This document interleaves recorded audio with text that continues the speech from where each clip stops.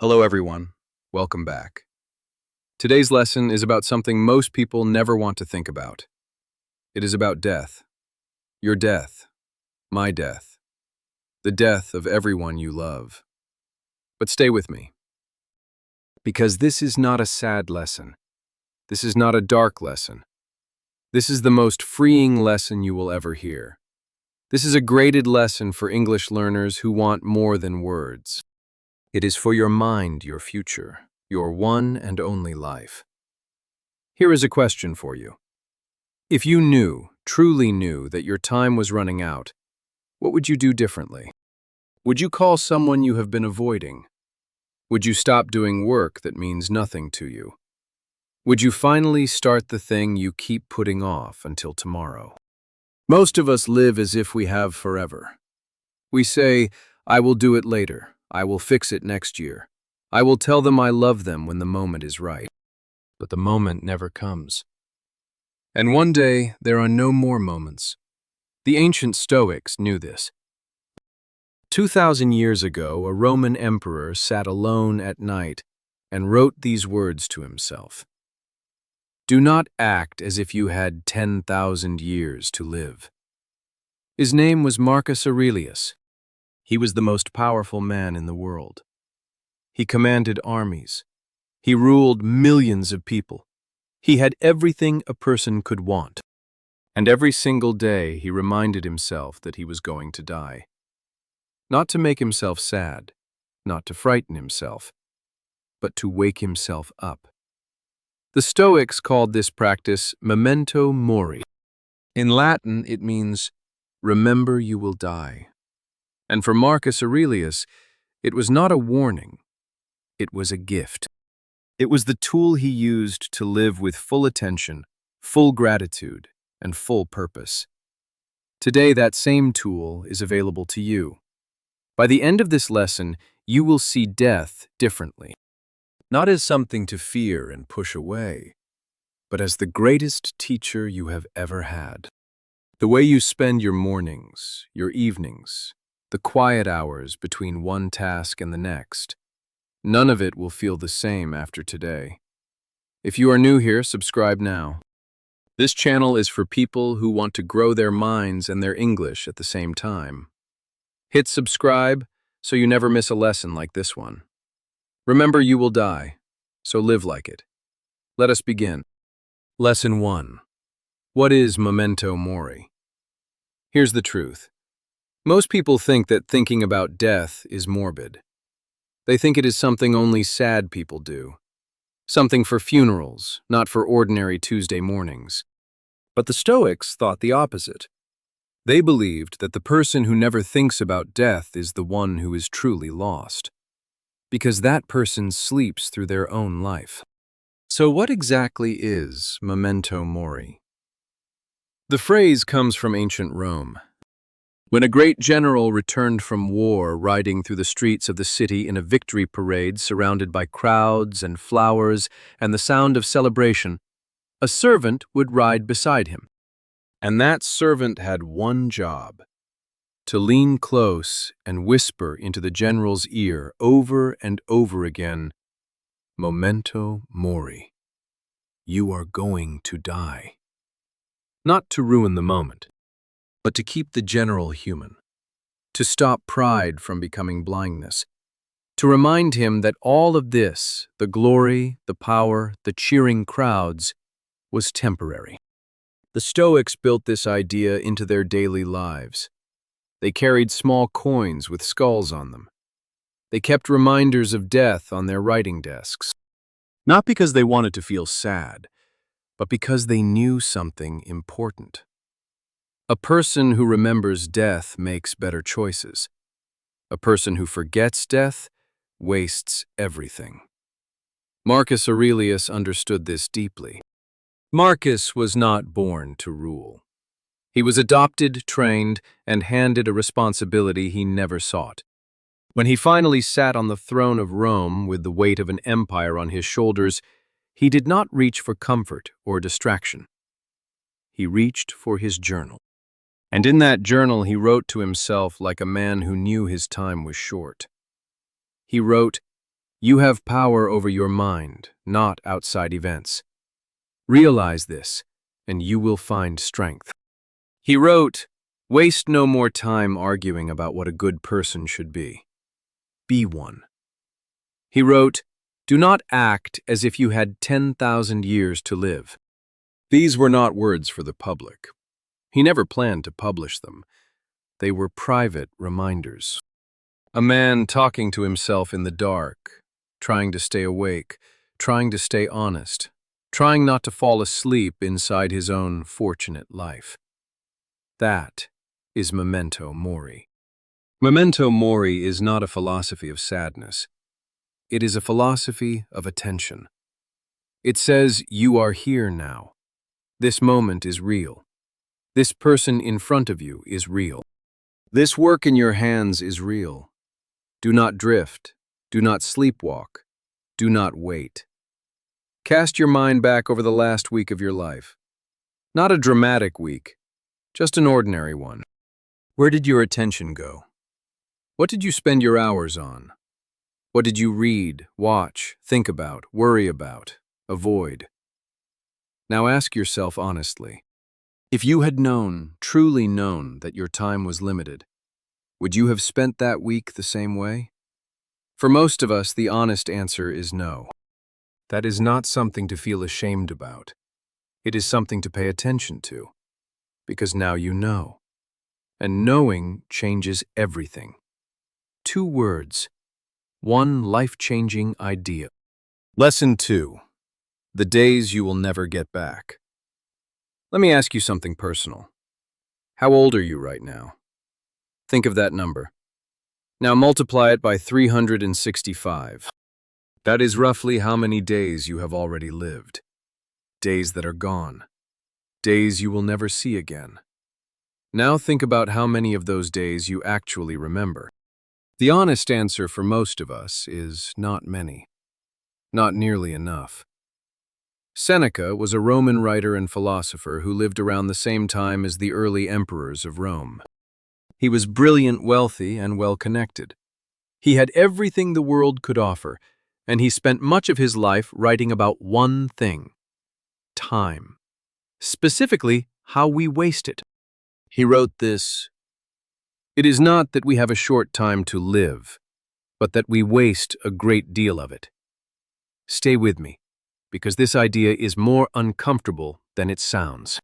Seneca was not saying that life is too short. He was saying that we make it short. Every hour we spend in distraction, in meaningless arguments, in mindless scrolling, in putting off the things that matter. That hour is gone. It does not come back. And one day we will lie at the end of our lives and count up all those lost hours, and we will feel something terrible. Not sadness. Regret. Think about a person who works in a big office. They arrive early and leave late. They answer every message within minutes. They are always busy, always moving, always doing something. Their calendar is full. Their inbox is full. Their days are completely packed. But when they come home at night and sit quietly for a moment, they feel empty. Not tired. Empty. Because busyness and purpose are not the same thing. Activity and meaning are not the same thing. Busyness with the wrong things is not living fully. It is just passing time until the end. A busy person fills the day. A wise person examines it. Seneca knew this from experience. He had wasted years of his own life chasing status and comfort. And when he finally stopped and looked honestly at how he was living, he was shocked. Not by how little time he had left, but by how much time he had already let go of quietly, day by day, without even noticing. He wrote in a letter to his friend, "Reclaim yourself and collect and save the time that until now has been taken from you, stolen from you, or simply leaked away." A busy life is not an honest life about death. Because the person who truly understands that their time is limited does not fill every hour with noise. They become very careful. very selective. They ask before they say yes to something, is this worth one of my days? If you run a day through your fingers, you cannot get it back. You can earn more money. You can make new friends. You can repair broken things. But you cannot buy back a Tuesday afternoon in October when you were 34 years old and you chose to spend it doing nothing that mattered. Seneca was not afraid of death. He was afraid of a wasted afternoon. Are you? If your answer makes you uncomfortable, good. That discomfort is the beginning of something real. That discomfort is memento mori working inside you. If you ran this past week, if you reviewed each day with honest eyes, which hours would you be proud of? And which ones would you quietly wish you had back? No need to answer out loud, but you do have to answer. Lesson 3. Death makes everyone equal. Now think about this. You are standing in a museum. In front of you is a painting of a Roman emperor. He is dressed in golden armor. His face is strong and serious. Around him are soldiers, senators, crowds of people looking up at him with respect.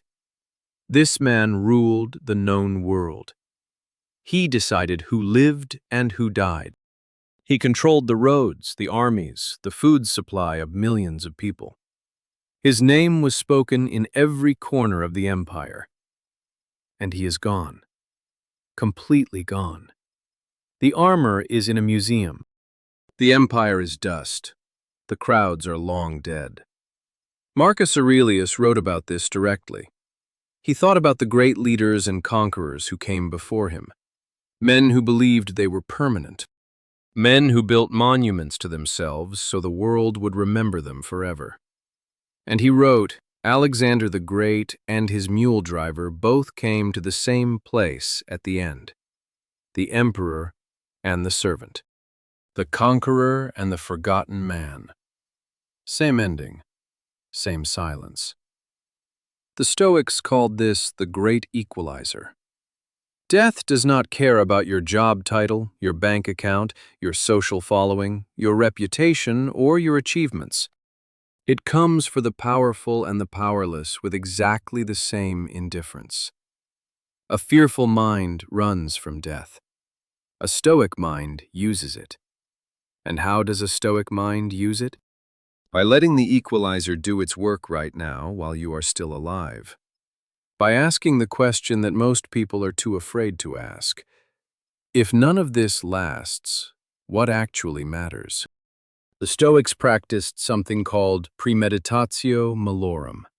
In simple English, it means negative visualization. It sounds strange, but the practice is powerful.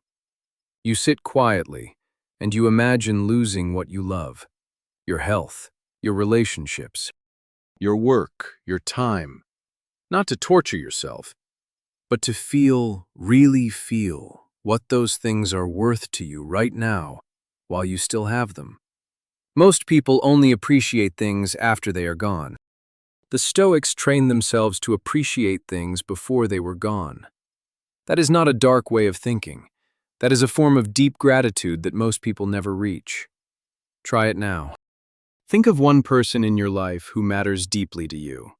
A parent, a friend, a partner, someone whose presence you have perhaps started to take for granted because they are always there. Now imagine just for a moment that they are not. Feel that. Let it land. Now come back. They are still here. You still have time. That is memento mori working on the people you love. Not filling you with fear, filling you with attention. Filling you with the desire to actually show up for them, to say the things you keep meaning to say, to stop postponing the love that is already in your hands. He walked, he built, he conquered, and he turned to dust the same as everyone else. Marcus Aurelius knew this about himself. He knew that future generations might forget his name, might misread his words, might reduce his entire life to a few sentences in a history book. And he was at peace with that. Because he had done the work of being present while he was alive. He had examined his days. He had tried imperfectly but sincerely to be a good person. The grave does not care what you drove, what you wore, or who recognized you at a dinner party. It only asks one question when you arrive. Did you actually live? Lesson 4. The only moment you actually have. Listen carefully. You cannot live in yesterday. It is sealed, finished. Whatever you said, whatever you did, whatever you left unsaid and undone, it belongs to the past now, and the past does not open its doors again. You cannot live in tomorrow either. Tomorrow is a story you are telling yourself. Tomorrow does not exist yet. It may never arrive in the shape you imagine. People make plans for tomorrow and die today, not dramatically, quietly. In their sleep or on an ordinary drive home or between one breath and the next.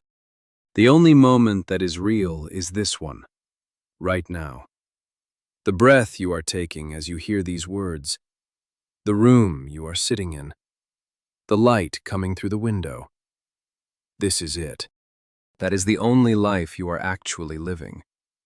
Memento mori brings you here. That is its real power. It does not just remind you that you will die. It reminds you that you are alive right now. And right now is the only place where anything can actually happen. There was a young woman named Clara. She was 28 years old, and she was good at her job, kind to her friends, and quietly unhappy in a way she could not explain. Every Sunday evening she felt a heaviness settle over her, not because her life was bad, but because her week had passed in a blur of tasks and screens and small decisions, and she could not remember a single moment where she had felt fully present, fully awake, fully herself. One evening she picked up a copy of Meditations by Marcus Aurelius. She was not looking for philosophy. She was looking for something to read. And she opened it to this line, "Confine yourself to the present." She read it 3 times. Then she put the book down and sat quietly for a long time. The idea was simple, but it landed in her like something heavy and true. She had been living in her phone, in her worries, in her plans, in her memories. She had not been living in her life. The next Sunday was different. Not because anything around her changed, but because she decided simply and deliberately to be there for it, to eat her breakfast and actually taste it, to walk outside and actually look at the sky, to call her mother and actually listen. It was one Sunday, but it felt like a full day for the first time in months. 99 people live as if they have forever. One person lives as if today is enough. In 2005, Steve Jobs stood in front of thousands of young graduates at Stanford University and told them something they did not expect to hear. He said, "Remembering that I will be dead soon is the most important tool I have ever encountered to help me make the big choices in life." Jobs was not being dramatic. He was being precise. Because Jobs understood something that takes most people decades to learn, if they ever learn it at all. When you remember you will die, the noise gets quiet. The opinions of others lose their grip. The fear of failure shrinks. And what remains is something simple and clear. What do I actually want to do with the time I have? Being productive every hour is not the goal. Filling your calendar with ambitious goals is not the answer. Being honest with yourself about what matters, and then giving that thing your real attention, not your leftover attention, not your tired attention, but your full, awake, I know my time is limited attention. If this lesson is opening something in you, subscribe now. There is more coming. Lessons like this one every week. Hit subscribe so you do not miss it. Jobs did not fear death. He used it as a compass. You can too. Lesson 5. Why fear of death is slowly destroying your life. Here's what most people miss. The problem is not death. The problem is the fear of death. And that fear, quiet and invisible, is costing you more than you realize. Recall the last time you did not say something you wanted to say. Maybe you had an idea in a meeting and you stayed quiet because you were afraid people would think it was stupid. Maybe you wanted to tell someone how much they meant to you, but it felt awkward, so you said nothing. Maybe you had a dream, a real one, a specific one, and you pushed it down because the thought of failing at it felt unbearable. Where does that fear come from? At its root, most human fear is fear of loss. Loss of respect, loss of comfort, loss of safety. And underneath all of it, like a foundation no one wants to look at, is fear of the final loss, the loss of life itself. When you are unconsciously afraid of death, you become unconsciously afraid of everything. Every risk feels too big. Every failure feels like a small death. Every rejection, every embarrassment, every moment of vulnerability carries a weight that it should not carry. And so you shrink.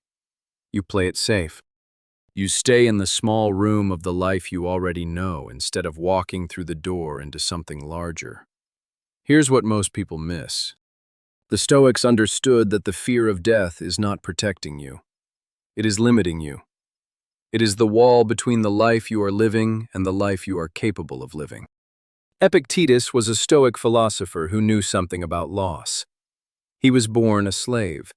He had no freedom, no property, no rights. He could be sold, punished, separated from everyone he knew at any moment. And yet he became one of the most respected thinkers of his time, not because his circumstances improved, but because he understood one thing with total clarity. Some things are in your control. Some things are not. Death is not in your control. But your response to the fact of death, that is entirely yours. Epictetus taught his students that the path to freedom runs directly through the acceptance of what cannot be changed.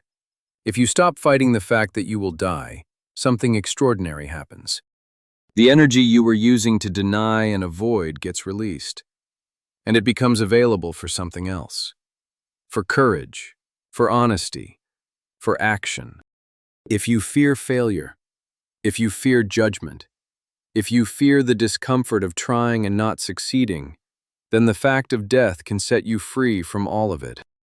Because when you truly accept that your time is limited and that the end is coming regardless of what you do, the small fears begin to look exactly like what they are: small. A weak mind fears the grave. A strong mind lets it light the way. Modern psychology has a name for what happens when people genuinely confront their own mortality. It is called post-traumatic growth. People who face a serious illness, who survive something that brings them close to the end, often describe the same experience afterward. The colors become brighter. The relationships become deeper. The things that used to feel urgent and important reveal themselves as trivial. And the things that truly mattered, the things they had been putting off, suddenly become possible. There is no need to wait for a diagnosis. No crisis has to come first. The Stoics were offering you that same shift 2,000 years ago for free. All you have to do is look at what you have been avoiding and ask yourself honestly, am I living this way because it is what I truly want, or because I am afraid? Epictetus lost everything and feared nothing. You have everything and fear it all. Those words are not a judgment. They are an invitation. Because it can change. Starting now. Lesson 6. How to actually practice memento mori. Let me make this simple. Philosophy is only useful if you can do something with it. Ideas that stay in books do not change lives. Ideas that move into your daily behavior, those are the ones that matter. So this lesson is practical. This is where memento mori stops being a concept and becomes a habit. The Stoics were not just thinkers. They were practitioners. They built specific exercises into their days not because they enjoyed difficulty, but because they understood that the mind left alone drifts toward comfort and distraction. It needs training. It needs reminders. It needs to be brought back again and again to what is real. Seneca practiced something he called voluntary discomfort. A few days every month he would eat only the simplest food. He would sleep on a hard surface. He would wear plain clothes instead of the rich fabric he could easily afford. Not as punishment, not as performance, but as a reminder. He wanted to feel what it was like to have less. Because when you feel what it is like to have less, you stop taking what you have for granted. He wrote, "Set aside a certain number of days during which you shall be content with the smallest amount of food, with rough clothing, and ask yourself whether this is what you feared." The answer almost always was no. The simple life was not as frightening as the imagined life. The discomfort was not as terrible as the fear of discomfort. And after those days were over, he returned to his ordinary life with something most wealthy people never find: gratitude. Real gratitude, not the kind you say, the kind you feel. A consumer spends time. A builder guards it. Seneca also had an evening practice. Every night before sleep, he would sit quietly and review his day. Not to congratulate himself, not to torture himself, but to see it clearly. He asked 3 questions. Where did I go wrong today? What did I do right? Where could I improve? He wrote about this practice in his letters. When the light has been removed and my wife has fallen silent, I examine my entire day and go back over what I have done and said. I hide nothing from myself. I miss nothing. This was his way of living with intention. This was how he made sure that the days did not simply slip past him unexamined. Because an unexamined day is a day that happened to you. An examined day is a day you actually lived. There is an image that stays with me. An old man sitting on a bench outside his home in the late afternoon. He has lived a long life. His hands are worn. His face is deeply lined. A young neighbor walks past and asks him how he is. And the old man smiles and says, "I have no complaints. I lived the days I was given. Not every day was good.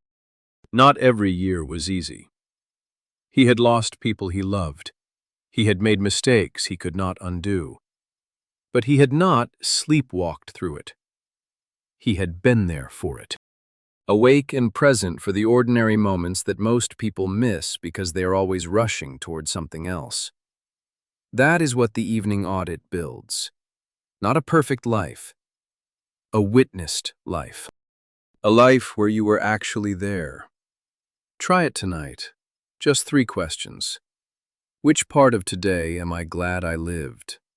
What did I waste? What will I change tomorrow? No notebook is needed. No special ritual is required. You only need 5 minutes of honest silence before you sleep. Seneca examined his day every night. He knew what mattered. Do you? Lesson 7. The urgency of this moment. Hear me on this. Everything in this lesson has been building to this point. The Roman general on his parade. The emperor writing alone at night. Seneca counting his hours. Epictetus in chains, free in his mind. Clara sitting quietly on a Sunday. The old man with worn hands who had no complaints. They all understood the same thing. And now you do too. But understanding is not enough. There is a gap between knowing something and living it. Most people who hear about memento mori nod their heads.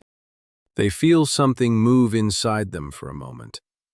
And then they close the video and go back to exactly what they were doing before. The moment passes. The urgency fades. Tomorrow arrives and it looks just like yesterday. Do not let that happen today. Think about the person from Lesson 2. The one who worked long hours, answered every message, kept every calendar full, and came home feeling empty. That person was not lazy or stupid. They were simply living without the compass that memento mori provides. Because here is the truth about urgency. Real urgency is not stress, not rushing. Real urgency is something quieter. It is clarity. It is the quiet, steady knowledge that your time matters, that this day matters, that the person sitting across from you at dinner tonight matters, and that none of it will be available to you forever. Marcus Aurelius ruled for nearly 20 years. He fought wars on the borders of his empire. He watched a plague move through his cities and kill hundreds of thousands of his people. He lost children. He lost friends. He faced betrayal from people he trusted. And through all of it, he kept writing in his journal, kept returning to the same questions. Am I being honest? Am I being present? Am I wasting the time I have been given? Not because he was perfect, he was not. He said so himself. He was a man trying every day to be better than his worst impulses, to choose wisdom over comfort, to choose presence over distraction, to choose the examined life over the easy one. And he did it with the knowledge of death beside him like a quiet companion. Hear me on this. Being an emperor is not required. Being a philosopher is not required. Reading every Stoic text or build a perfect morning routine or completely redesign your life starting tomorrow. You only need to do one thing.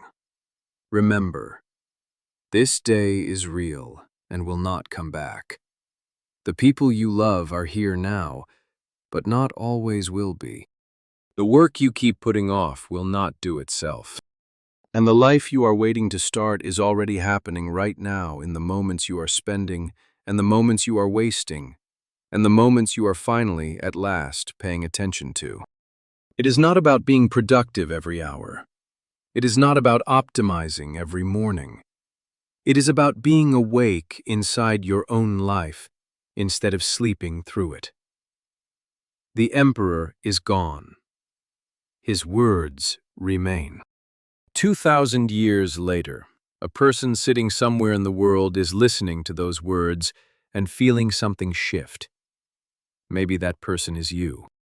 Maybe something in this lesson has touched a part of you that has been waiting quietly to be woken up. If it has, do not ignore it. That feeling is rare. Most people go their whole lives without it. It comes from looking honestly at the one fact everyone knows and nobody wants to hold.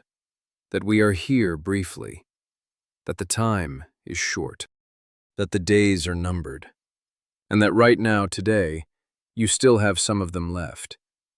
Remember, you will die, so live like it. What will you do with today? Not tomorrow, not next month. Not when things settle down or when you feel more ready or when the conditions are finally right. Today, this evening, the next hour. Because the next hour is all you have ever had. The emperor is gone. His words remain. What will remain of you? We have come a long way together in this lesson. We started with 2 Latin words, memento mori, and we have followed those 2 words through the life of an emperor, through the letters of a philosopher, through the courage of a man born in chains, through the quiet shift of a young woman on a Sunday afternoon, through the worn hands of an old man who had no complaints. Now let us bring it all together. Marcus Aurelius spent his life trying to distill wisdom into its simplest form. Not for the world, for himself. So let us do the same. 1. Death is not the enemy. Forgetting you will die is. The fear of death keeps you small. The acceptance of death sets you free. The Stoics did not run from this truth. They put it on a coin and carried it in their pocket. They whispered it to generals at the height of their glory. They wrote it to themselves in the dark, because they knew that a person who remembers death lives differently, more honestly, more fully, more awake. 2. Every wasted day is a small death before the real one. You cannot get yesterday back, not a single hour of it. Seneca understood this with a clarity that most of us spend our whole lives avoiding. The question is not whether you have enough time. The question is whether you are honest about the time you have. One examined day is worth more than a year of sleepwalking. 3. The grave makes everyone equal. Only your character survives. Alexander and his mule driver, the emperor and the slave, the famous and the forgotten. They all arrived at the same place. What travels further than the body, what outlasts the name on the stone, is only this: how you treated people, what you stood for, whether you showed up, whether you were present, whether you tried. 4. You do not need more time. You need to remember the time you have.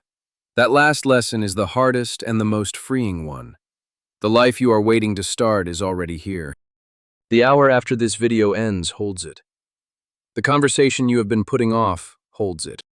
It is in the work that only you can do, the love that only you can give, the presence that only you can bring to the people and the moments that are waiting for you right now. Remember, you will die, so live like it. Go make a phone call you have been postponing. Eat your dinner slowly tonight and taste it. Tell someone what they mean to you before the moment passes. Do the thing that scares you, not despite the fact that your time is limited, but because of it. Marcus Aurelius is gone. Seneca is gone. Epictetus is gone. But the practice they gave us is alive. It is alive in every person who chooses to be present instead of distracted. In every person who examines their day instead of letting it slip past. In every person who looks at the shortness of life not with despair, but with a quiet, steady fire. That fire is available to you. It always has been. Thank you for spending this time here. Keep listening, keep growing, keep learning. Improve your English one lesson at a time.